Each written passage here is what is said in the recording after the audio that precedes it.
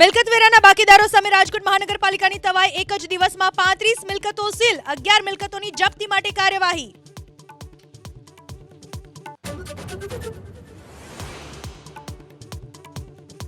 અમદાવાદના સરખેજમાં ગેરકાયદે બાંધકામો પર ફરી વળ્યું બુલડોઝર 14 કોમર્શિયલ બાંધકામ અને 2 હોટેલ પર ચાલ્યો પ્રશાસનનો હથોડો।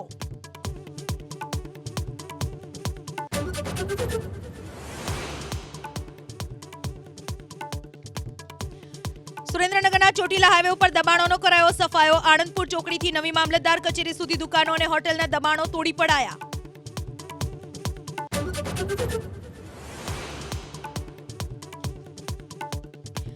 રાજીનામું આપવાની અટકળોને હિમાચલના સીએમએ ફગાવી કહ્યું મેં હજુ નથી આપ્યું રાજીનામું। કહ્યું 5 વર્ષ ચાલશે સરકાર।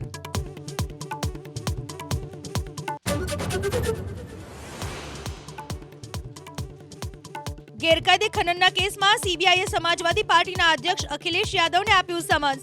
29મી ફેબ્રુઆરીએ પૂછપરછ માટે બોલાવ્યા।